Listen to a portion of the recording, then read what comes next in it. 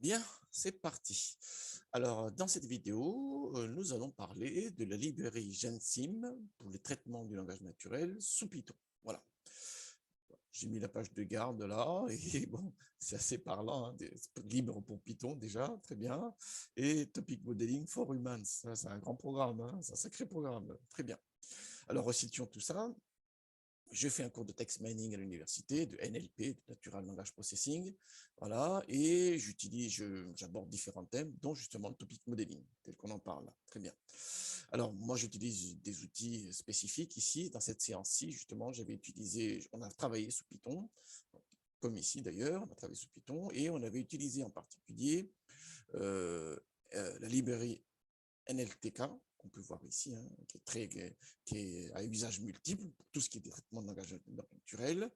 Et pour la partie calculatoire, on avait utilisé les algorithmes qui sont implémentés dans Scikit-learn. Voilà, très bien.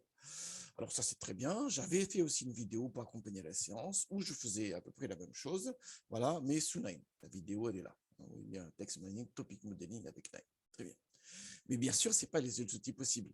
Et justement, mon idée, c'est de voir un max, de montrer, on ne peut pas les voir ensemble parce que le temps est limité en travaux dirigés, mais de montrer un maximum d'outils. Comme ça, les étudiants peuvent regarder, voilà, comparer. Et plus ils voient différents outils, plus ils peuvent s'extraire des outils. Voilà, et s'attacher au fond. C'est ça qui est important.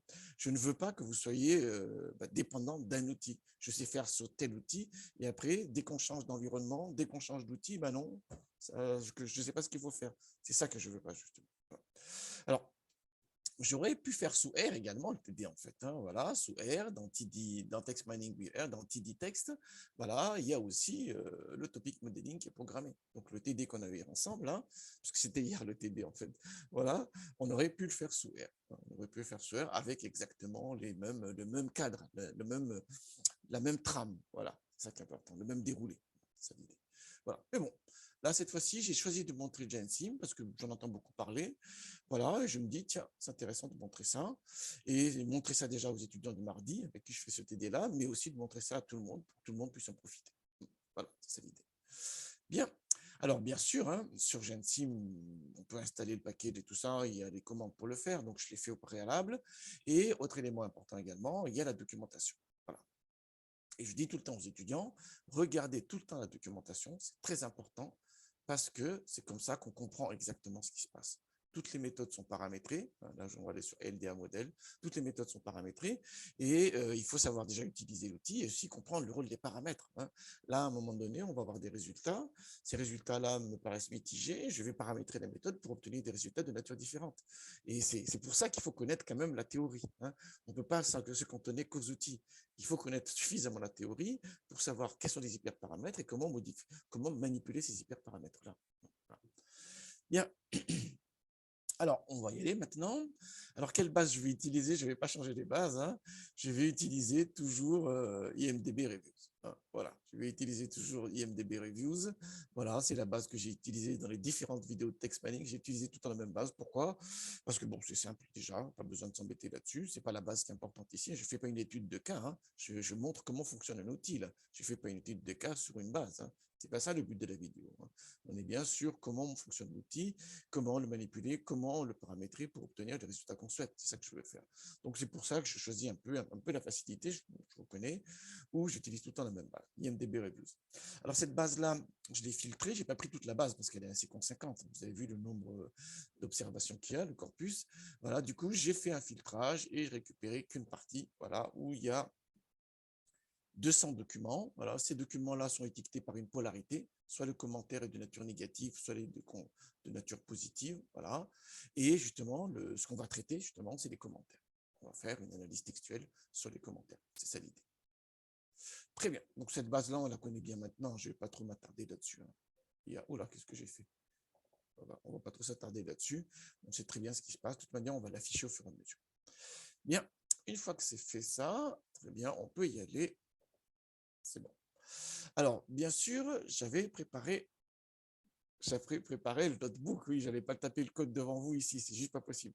On peut pas, enfin, si, c'est possible, mais bon, moi, je préfère pas. Donc, j'ai préparé le notebook, on va le dérouler ensemble.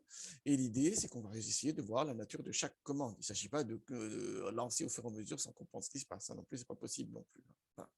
Très bien. Alors, premier élément, donc un LTK, c'est une boîte à outils qui permet de manipuler du texte. Donc, on l'utilise tout le temps, quel que soit l'autre package qu'on utilise pour les aspects calculatoires.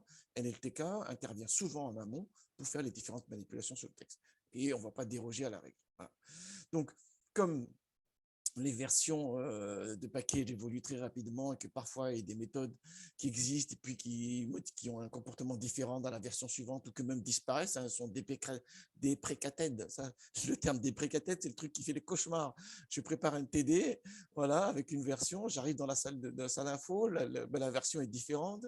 Ensuite, il y a des étudiants qui installent une autre version de Python avec une autre version également des packages. C'est cauchemar. Donc, pour éviter ces problèmes d'incompréhension-là, j'affiche systématiquement le numéro de version que j'utilise. Comme ça, on est tranquille.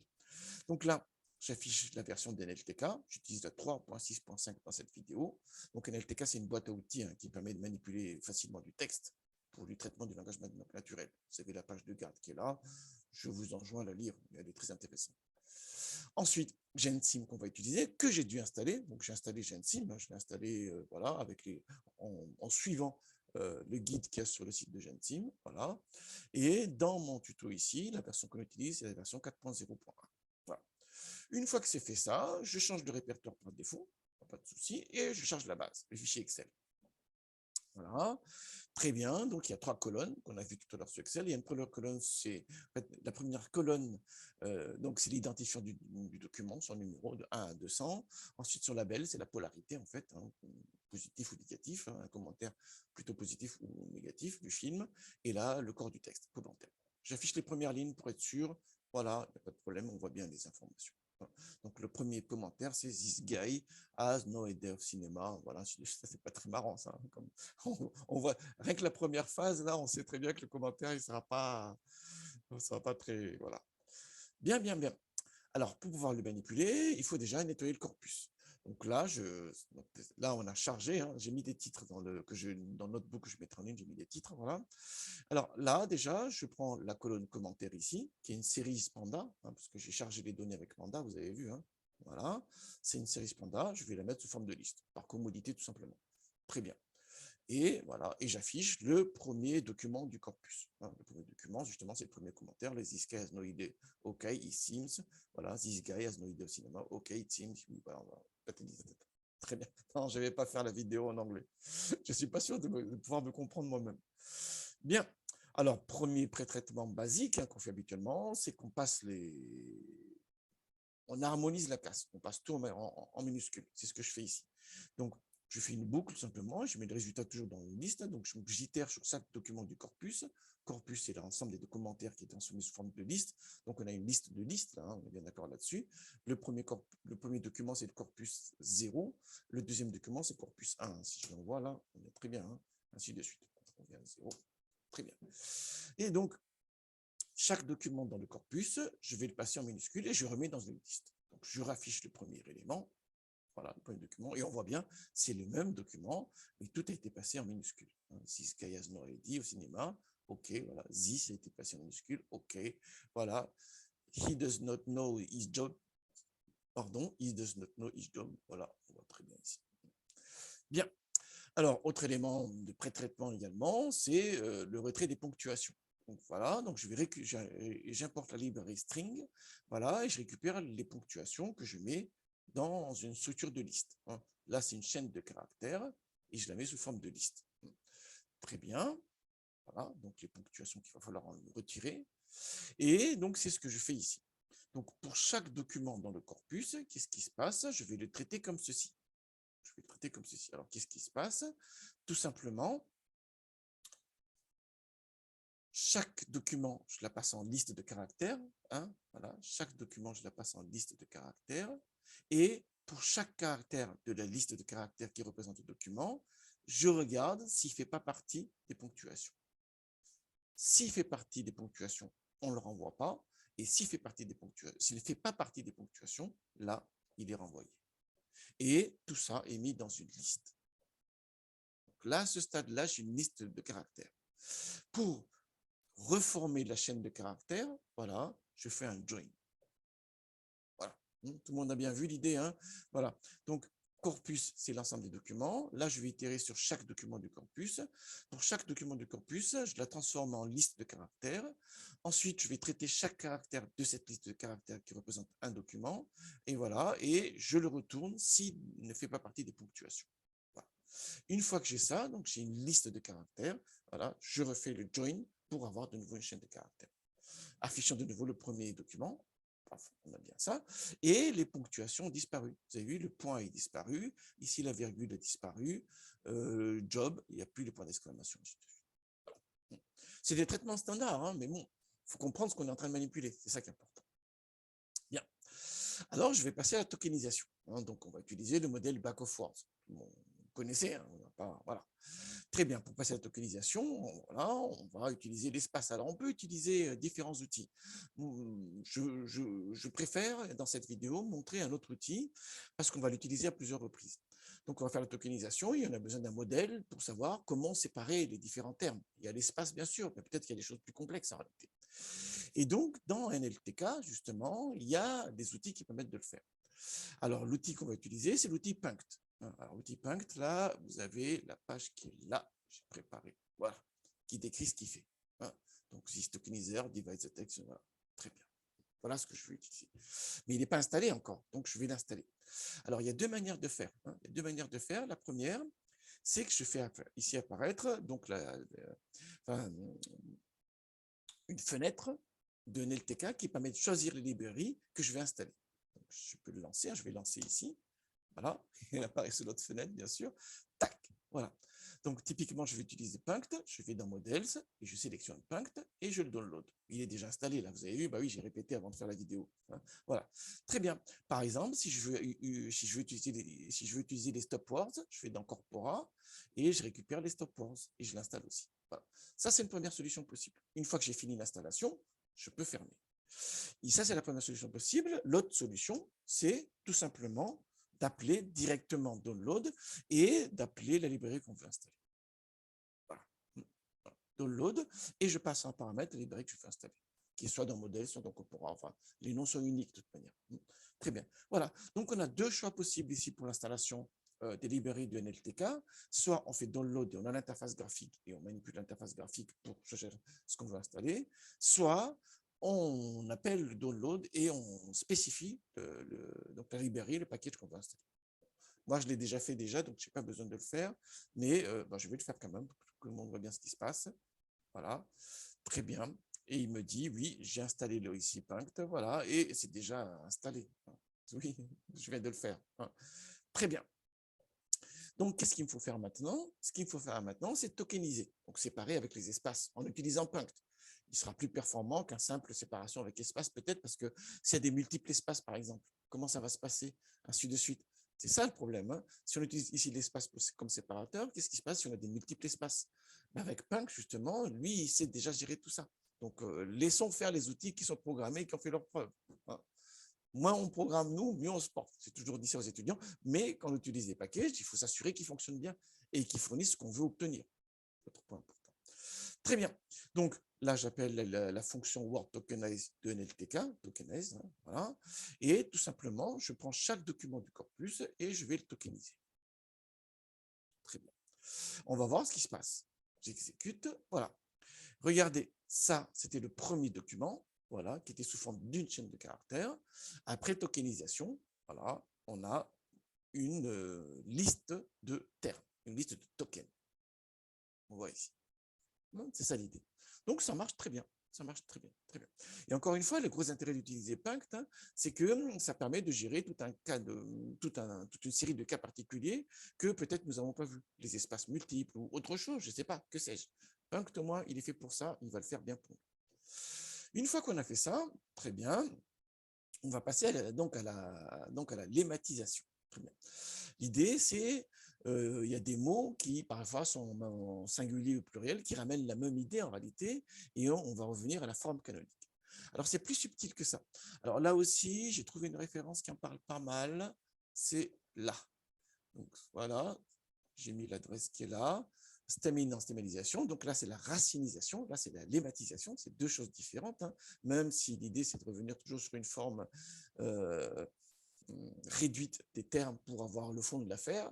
Voilà, et sur ce site-là, c'est plutôt bien fait. Il est bon. J'ai découvert en faisant des requêtes Google, j'ai trouvé une série de documentation et en les lisant, celui-là me paraît pas mal. Voilà. Et justement, il fait la comparaison entre le stemming, la racinisation et la lématisation. En français, elle est toujours un peu, il y a beaucoup de travail. En anglais, elle est plutôt bien maîtrisée. Très bien, donc il explique ici. Alors moi, pour montrer un exemple, j'ai pris un exemple en français justement pour bien expliquer l'idée. C'est quoi une forme canonique d'un mot? C'est que regardez, par exemple, si on est en français, regardez, on a suis, et, sommes, être, sont, en fait, reviennent à la même idée, c'est différentes formes du verbe être en réalité. Donc la forme canonique ici, le lemme, c'est être en réalité. Donc quand j'ai un document où il y a suis, ou est, ou sommes, et tout ainsi de suite, je peux remplacer tous ces termes-là par le synonyme. Ce n'est pas un synonyme, hein, c'est la forme canonique, voilà, qui est être ici. Voilà l'idée de la dématisation. L'idée, toujours, c'est de réduire le dictionnaire. C'est ça l'idée, hein, c'est de réduire le dictionnaire. C'est ça le but de la manœuvre. Bien, très bien. Donc là également, il faut l'installer. Mais bon, moi, je l'ai fait déjà, c'est pour ça que je ne le fais pas. Mais vous, quand vous reprendrez ce notebook-là et que vous l'exécutez, il faut l'installer. Hein. Voilà, bon, je vais le refaire ici, hein, mais il va faire le même commentaire. Il m'a dit, mais attends, il est déjà à jour. Bah oui, je l'ai fait déjà. Très bien. Une fois que c'est fait ça, alors, qu'est-ce qui se passe? Je vais faire la lématisation. Et on va voir, on va comparer avec ce qui s'est passé avec la première version du document numéro 1, du numéro 0, hein, le premier document du corpus. Donc regardez, hein, pour chaque document du corpus qui a été tokenisé, hein, corpus TK, là, qui a été créé ici, corpus tokenisé, voilà. Pour chaque document du corpus tokenisé, voilà, je prends chaque mot du document et je vais le lématiser. Une fois que j'ai la forme canonique, je le renvoie sous forme de liste. Et donc, on a bien un corpus qui est sous forme de liste de listes. Voilà. Donc, j'ai mis un nouveau nom ici, c'est corpus LM. Très bien. Et voilà. Alors, ce qui est intéressant, c'est de comparer. Ça, c'est le document non lématisé. Ça, c'est le document qui est lématisé. Alors, on se dit, elle est où la différence? Bon. Alors, j'ai un peu regardé en amont. En fait, là, principalement, c'est les pluriels qu'il a réduits. Là, vous avez vu, il y a movies. Voilà, il l'a mis sous movie. Voilà. Alors, il y en a d'autres également. Par exemple, reasons. Voilà, il a envoyé reasons.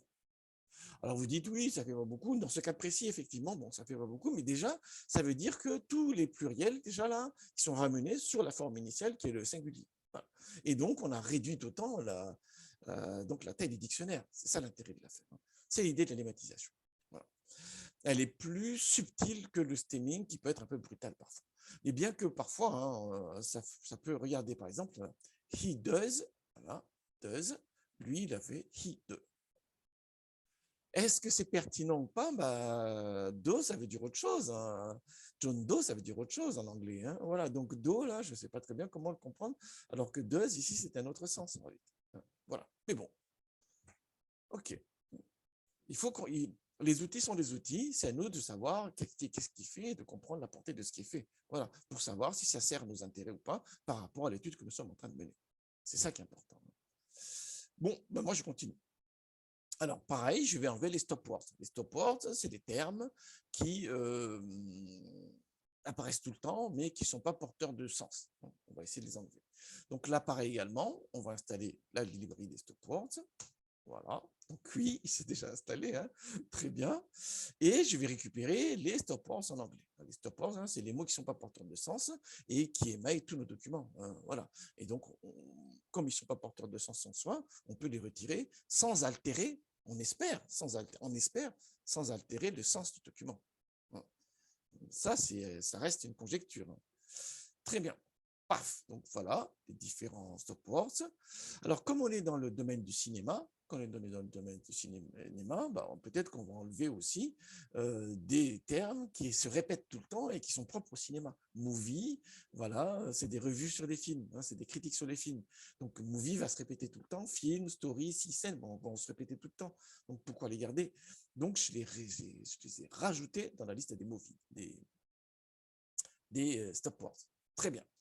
Qu'est-ce qui se passe alors? Ce qui se passe maintenant, c'est pour chaque document du corpus lématisé, Voilà. Je regarde, voilà, si le mot appartient au mot vide. Si ce n'est pas le cas, s'il n'appartient pas au mot vide, je le garde. Sinon, il est enlevé. Hein. Là, je peux mettre une petite parenthèse là. Voilà. Comme ça, on voit mieux la chose. Hein. On est d'accord là-dessus. Regardons maintenant le corpus lématisé et le corpus qui a été traité où on a retiré les mots vides. Très bien. Regardez bien.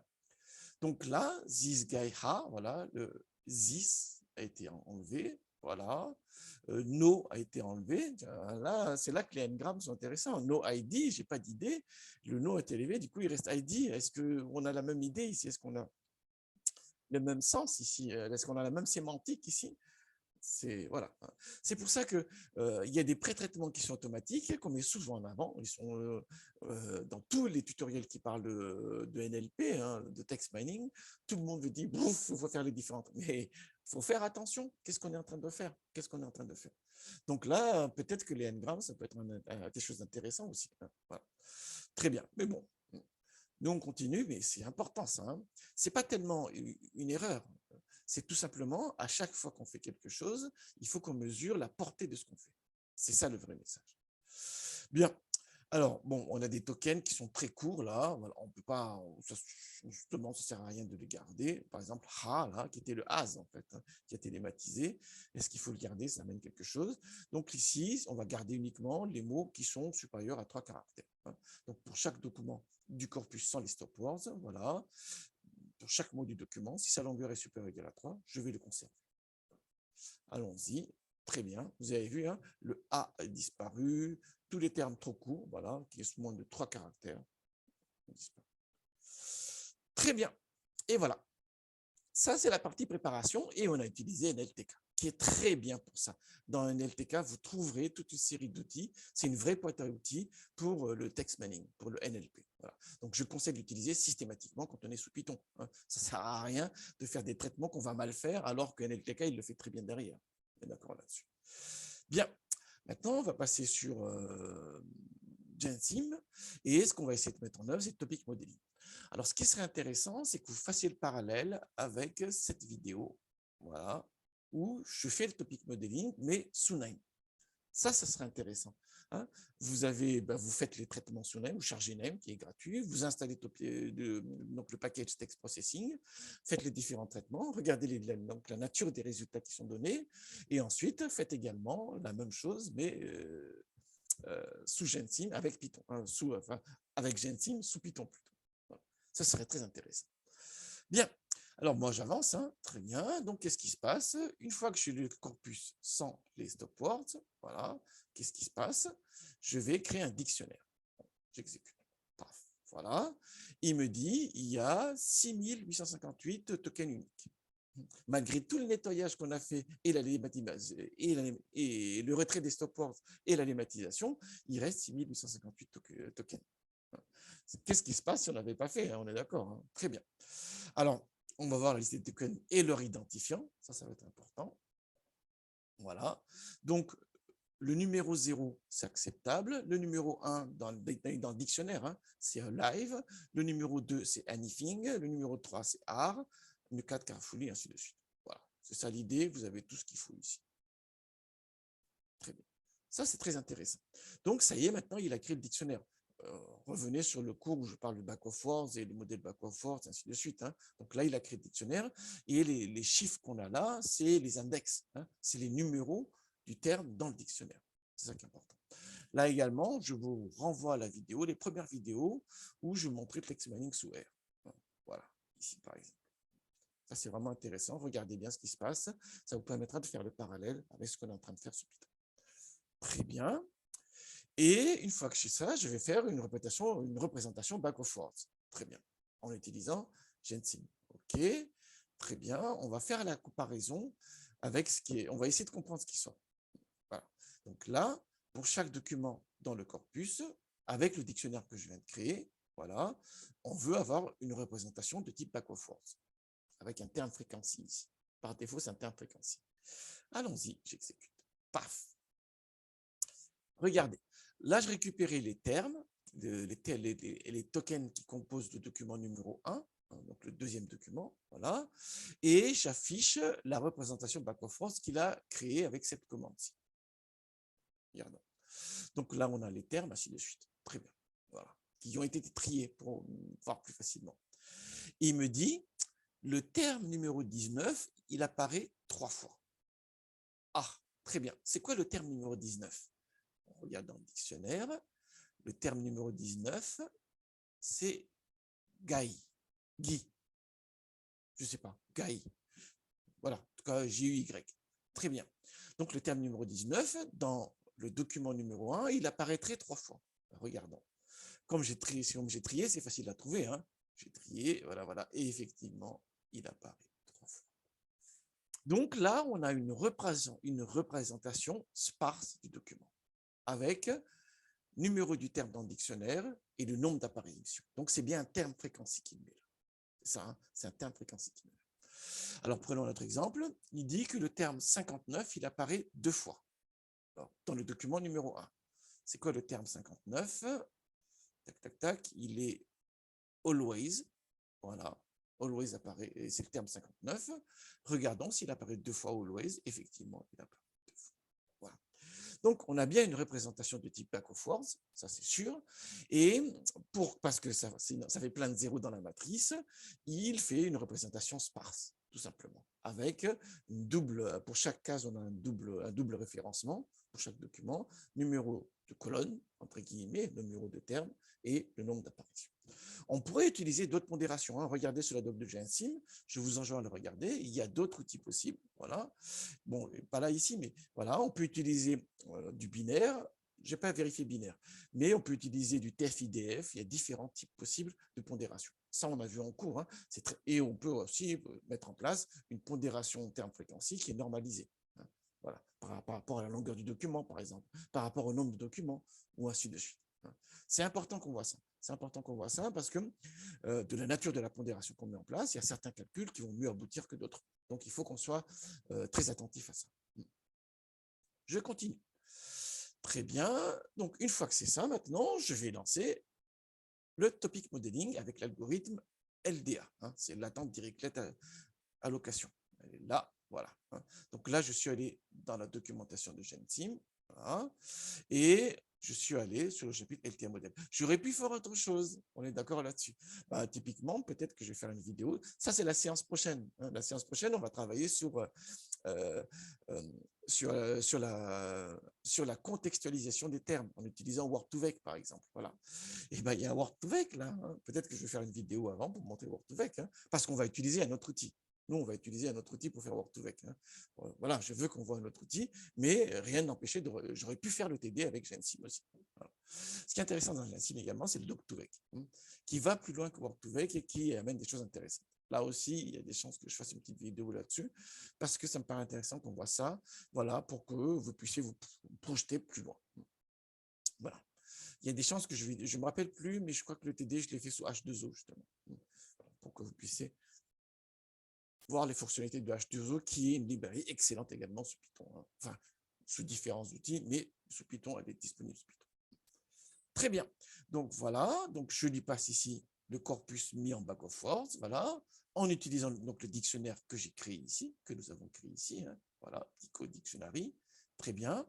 Et l'autre élément important, c'est que je veux 5 topics. Ça, c'est un hyperparamètre, ça. Ça, c'est un hyperparamètre qu'il faut essayer de voir comment ça se passe, ainsi de suite. Quel est le bon nombre de topics? Personne ne le connaît. Ça dépend, justement, du corpus que vous traitez. Ça dépend de ce que vous voulez montrer et ça dépend aussi des caractéristiques des résultats que vous obtenez. C'est ça l'idée. Hein. Donc, il y a différentes approches possibles. Voilà. Bon. Là, ici, dans mon tutoriel, on va dire que je fais 5, mais je ne suis même pas sûr que 5, ce soit bien. Hein. On est d'accord là-dessus. On va en discuter de ça à la fin. Donc, je lance les calculs. Voilà. Comme mon corpus n'est pas énorme, il y a 200 documents, il l'a fait 13 secondes. Et j'affiche les topics. J'ai demandé 5 topics, j'ai 5 topics, normal, hein, topics 0, 1, 2, 3 et 4.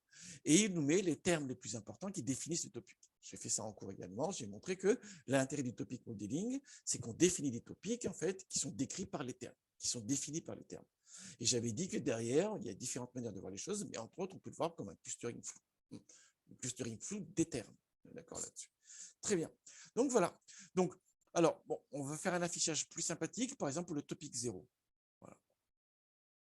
Ce qui définit le topic 0, c'est les termes like, one, event, character, time, band, voilà, grid, good. Voilà, très bien. Avec, et donc à des degrés divers, hein, à des degrés divers, on est bien d'accord là-dessus. Très bien. Alors là, si on regarde 2 secondes les résultats, bon, je ne vais pas me lancer dans une interprétation ici, hein, ce n'est pas le lieu ici, mais là, on voit bien l'importance des stop words. Hein. Là, ce qui répète tout le temps, c'est one like. Hein. One like, one. One, c'est on. Voilà, like, c'est aimer. Et il est quasiment présent dans tous les, il est dans tous là. Donc, garder one like comme ça et l'utiliser dans l'analyse, c'est peut-être questionnable. Hein. Peut-être qu'il faudrait le rajouter parmi les stop words. Parce que là, clairement, il est en train de polluer les résultats. Hein. On est d'accord là-dessus. C'est ça la difficulté du NLP. La vraie difficulté du NLP, c'est que les traitements, les algos, on les connaît, on connaît les outils, c'est ce qu'on est en train de voir là. Mais après, il faut un peu du jeu également pour essayer, plus métier cette fois-ci, pour essayer de voir la portée de ce qu'on est en train de manipuler et de la teneur des résultats qu'on est en train d'obtenir. Là, on laisse tel quel, ça ne va pas le faire. Là, les topics, c'est quasiment les mêmes tout le temps en réalité. On voit bien. Hein.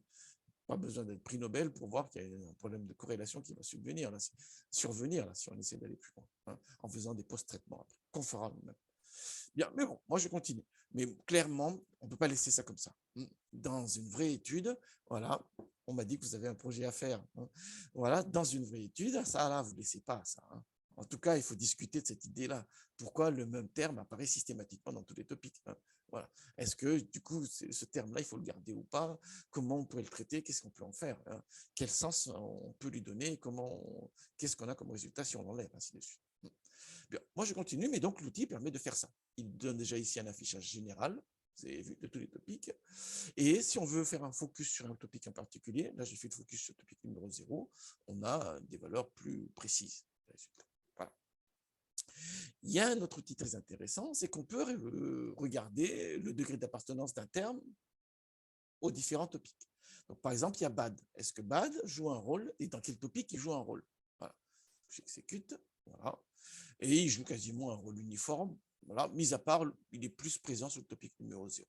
Il pèse un peu plus sur le topic numéro 0. En réalité. Voilà. Très bien. Mais bon, les résultats ici sont quand même un peu discutables. 5 topics, c'est peut-être pas une bonne idée. Mais bon, c'est à vous de voir. Hein. C'est à vous de voir. Très bien. Alors, qu'est-ce qui se passe? Donc, j'avais dit que dans le topic modeling, il y avait eu 2 parties. Un, c'est la création des topics qui sont décrits, qui sont caractérisés par les termes. Ça, c'est la première partie. Mais une fois qu'on a défini les topics, on a aussi une forme de réduction de dimensionnalité, voilà, une réduction de dimension, si vous voulez, où, du coup, on peut plonger les documents dans l'espace des topics. Et donc, on a une description des documents dans l'espace des topics. Voilà. Et une fois qu'on a une description des documents dans l'espace des topics, on peut faire des traitements supplémentaires là-dessus, clustering, l'apprentissage supervisé, que sais-je, tout ce qu'on veut mettre en œuvre. Voilà.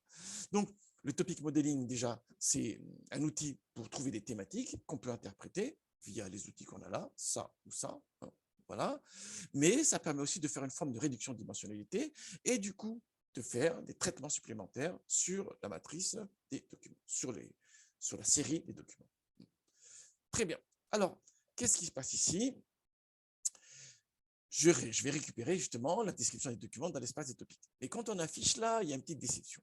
Il dit que c'est un transformé de corpus. Très bien. Donc, j'ai regardé sur Internet. Hein.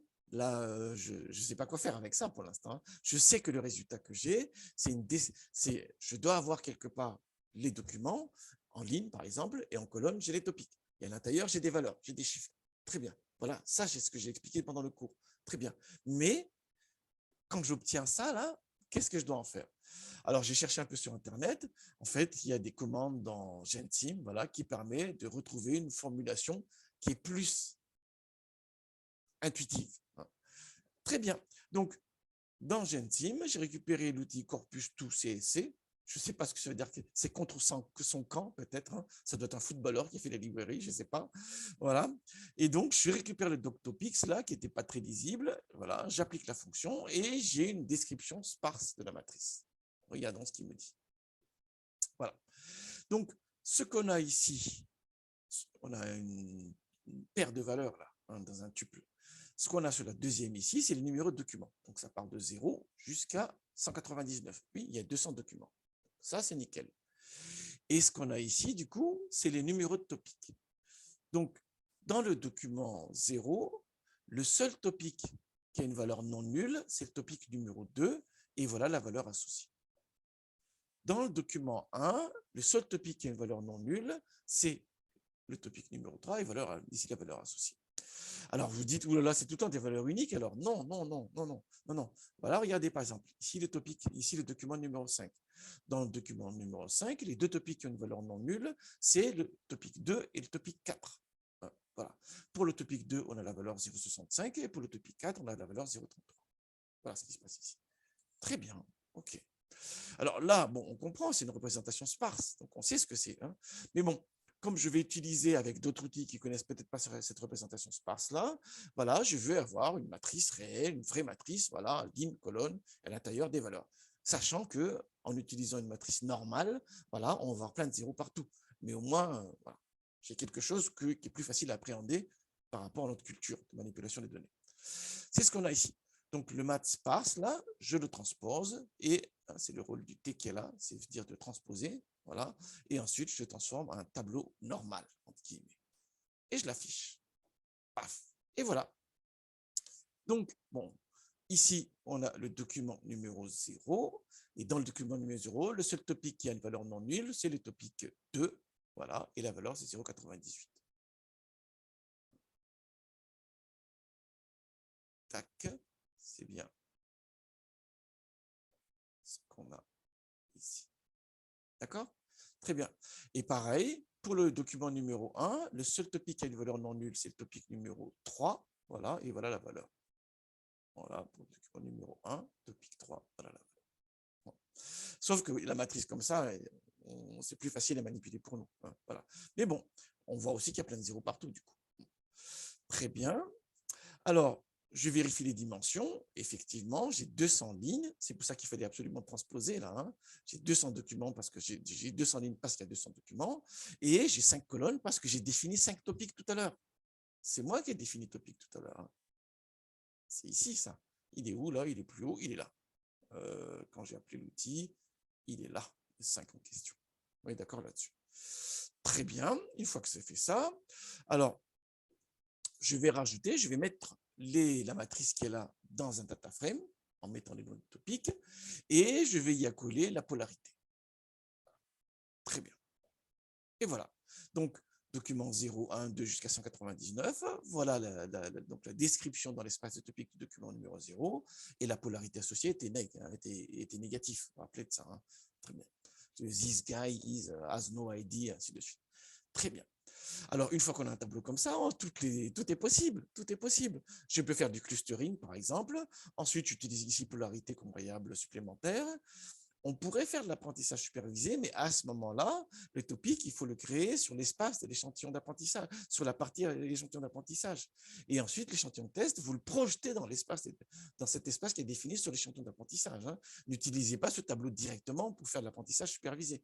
Là, pour le coup, c'est triché. Parce que dans la création de topic, tout l'échantillon a été mis en œuvre. Donc, il faudrait bien scinder en amont apprentissage-test et créer les topics sur l'apprentissage et projeter l'échantillon test dans l'espace de topic créé sur l'échantillon d'apprentissage. Attention, hein, attention. Très bien. Bon, moi ici, je ne me lance pas dans l'apprentissage supervisé, donc je m'autorise ça. Hein. Voilà. Ce qui est possible, par exemple, c'est faire un clustering, et voilà, un k-mint, et ensuite, j'utilise ici polarité comme variable supplémentaire. Très bien. Alors, moi, ce que je fais, je fais un petit pair plot, tout simplement. Hein. Je fais un graphique par paire de variables. Voilà. Et je vais illustrer les points par polarité pour voir s'il y a peut-être une discrimination quelque part. Donc, j'utilise Seaborn, voilà, que j'importe Seaborn, et j'utilise pairplot de Seaborn. Et j'exécute. Voilà, donc ça prend un peu de temps, mais normalement, ça marche. Voilà, et voilà le fameux graphique. Très bien. Bon. Bon, là, c'est pas très discriminant, on est d'accord là-dessus. Hein. Voilà, donc ici, quelle que soit la paire de topics, c'est pas très discriminant. En utilisant les 5, peut-être que c'est plus discriminant, mais bon. Autre élément qu'on peut voir également, donc voilà, on voit aussi que la distribution est bimodale tout le temps, là, hein, c'est intéressant, sans que ça soit discriminant par rapport aux polarités. Ça doit attirer notre attention. Ça. Ce qui doit aussi attirer notre attention, c'est regarder, mais les valeurs, elles sont tout le temps proches de 0 ou 1. Hein, on voit bien ici, hein. Voilà. Il n'y a pas des valeurs intermédiaires, il y a rarement des valeurs intermédiaires. Voilà. Du coup, déjà faire une discrimination dans cette... Sauf si on n'avait que les bleus, ça doit être les négatifs et les bleus positifs ou inversement, hein, qu'importe. Voilà. Mais sauf si on a un sacré coup de peau, on devrait... voilà, mais non, en réalité. Hein. On voit bien avec les distributions ici que c'est pas le cas. Les fonctions de densité, là. On voit bien que c'est pas le cas. Qu'est-ce qu'il faudrait faire alors? C'est là que ça commence à s'intéresser. Alors, par exemple, je me dis, je vais augmenter le nombre de topics. Voilà, voilà, très bien. Mais souvent, ça, c'est un peu le sparadrap sur une jambe de bois. Ça ne mène pas à grand-chose parce qu'effectivement, ça augmente la dimensionnalité. Peut-être ça sera plus intéressant, mais bon, aussi, on perd en lisibilité. Donc ça, bon, très bien. Mais bon, si on veut capter toute l'information possible, peut-être effectivement que l'augmentation de la dimensionnalité peut être une idée intéressante. Il y a aussi une idée très intéressante, c'est qu'est-ce qui se passe? Je vois bien que les valeurs sont extrêmes ici. Hein, c'est soit 0, soit 1. Voilà. Donc, une idée intéressante, c'est de rajouter une forme de lissage. Rajouter une forme de lissage pour que les valeurs viennent plus, soient mieux réparties dans l'espace de représentation, qu'elles ne soient pas collées sur 0 et 1 tout le temps. Voilà. Ah, c'est là qu'il faut suivre le cours. Parce que c'est quel paramètre alors qu'il faut manipuler pour ça? Et il faut lire la documentation. Alors, dans la documentation, dans API, là, on va aller voir, donc je suis allé dans API de documentation de Gensim, voilà, et on va, LDA, il est où là? Je l'ai regardé, je ne trouve plus. LDA modèle, oui, très bien. Donc, il explique ce que fait l'outil, il met des exemples et tout ça, et on a une description ici. Et il faut se palucher là-dedans. Il faut se palucher là-dedans. Donc, l'objectif, c'est quoi? Hein? L'objectif, c'est que il faudrait modifier des paramètres pour que les appartenances des termes utopiques soient moins tranchées, soient plus lissées. Hein. Comme ça, les points là, quand on fait les graphiques, ils iront plus vers le centre. Voilà. Voilà. Ils seront mieux répartis dans l'espace de représentation. Quels paramètres je peux manipuler pour obtenir ce type de résultat-là? Alors, en lisant la doc, on n'apprend pas grand-chose. Voilà. En fait, c'est le alpha qu'on a manipulé. Mais quand on lit la doc, on ne le dit pas. Là, il faut connaître le cours. Là, pour le coup, il faut vraiment connaître le cours pour savoir le rôle de ce alpha-là, parce qu'il dit des choses là, mais ce n'est pas très, très, très clair en réalité. Ce qui se passe, c'est que le alpha, il va dans deux sens. Plus on le baisse en dessous de 1, et plus on va rendre les résultats plus crisp, plus nets. Voilà, crisp en anglais, plus net. C'est-à-dire qu'on a des valeurs qui sont plus tranchées, si vous voulez. Très bien. Et si on augmente le alpha, on lisse plus l'appartenance aux classes, aux topics. On lisse plus l'appartenance aux topics. Voilà ce qui se passe. Comme dans le clustering flou. Rappelez, hein, on a fait un TD sur le clustering flou, clustering flou, voilà, et dans le clustering flou, il y a toujours un paramètre de fluidification pour lisser l'appartenance, pour voir voilà, quelle subtilité on veut donner au résultat. C'est ce que je vais faire ici. Donc, je vais revenir là, et admettons que je vais je vais modifier le paramètre ici et je vais rajouter alpha qui est égal à 10. Là, il faut être aussi très, très, très attentif. Je sais que alpha permet de lisser les résultats. Plus alpha est en dessous de 1 étant vers 0, plus on a des résultats tranchés. Donc, les probas d'appartenance dans la matrice document topique, là, ils seront proches de 0 ou 1. Très bien, ça, je le sais. Je sais également que si j'augmente la valeur de alpha, voilà, ça va mieux lisser les résultats. Ça va plus lisser les résultats. Je ne sais pas si c'est mieux. En tout cas, ça va plus lisser les résultats. Voilà. Du coup, les valeurs dans une ligne, là, ils ne seront pas tous soit 0, soit 1. On aura plus des valeurs intermédiaires. Voilà. Mais quelle est la bonne valeur de alpha? Ça, je ne sais pas. Voilà. Je sais ce que fait alpha, je sais comment le manipuler, tourner dans un sens dans l'autre, mais la bonne valeur de alpha, pour ce fichier-là, personne ne le connaît. Donc, c'est là qu'il y a la partie purement exploratoire du machine learning. Hein. Ça fait tâtonnement, mais ça marche comme ça, le machine learning. Hein. Il y a une grande part de tâtonnement, comme ceux qui font de l'analyse de données. On parle souvent du French flair, l'analyse de données à la française, qui est une réalité. Bah, pareil, là aussi, il faut une forme de pratique. Alors, machine learning à la française, si vous voulez, alors, où à ce moment-là, on connaît les paramètres, on sait comment les manipuler, dans quel sens, mais la bonne valeur, personne ne la connaît. Hein. Et c'est à nous de savoir moduler ce qu'on est en train de faire. Donc, le alpha, là, sa valeur par défaut, c'était 1 sur nombre de topics. Donc, c'était 1 sur 5, c'était 0,2 par défaut. Donc là, je vais le passer à 10. Je sais que je vais lisser les résultats ce faisant. Je vais lisser les appartenances des documents utopiques, mais je ne sais pas si 10 est la bonne valeur dans mon problème.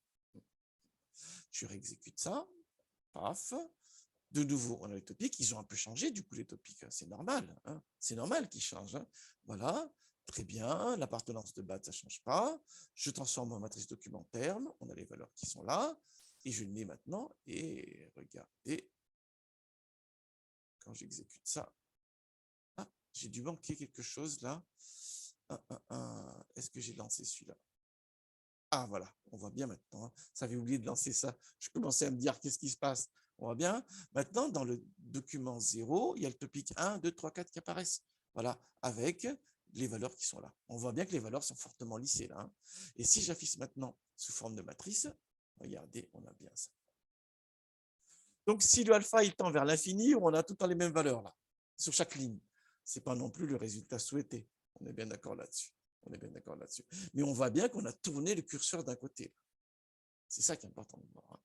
Très bien. Donc, si l'alpha il est trop grand, on a tout le temps les mêmes valeurs dans chaque ligne. Donc, ce n'est pas vraiment d'intérêt, hein. En tous les cas, nous, l'intérêt, c'est tout le temps la même matrice.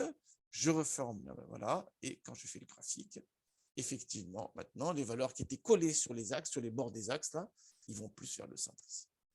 C'est pas pour ça pour autant qu'on discrimine mieux les documents à polarité positive et négative. On est d'accord là-dessus. Voilà. Donc, le TD, il y a une partie, il faut lancer la série d'opérations, voilà. Mais après, il y a une partie exploratoire, il faut comprendre le rôle des hyperparamètres et savoir les manipuler correctement pour obtenir les résultats qu'on souhaite par rapport au corpus que nous sommes en train de traiter. Voilà. Excellent travail à tous.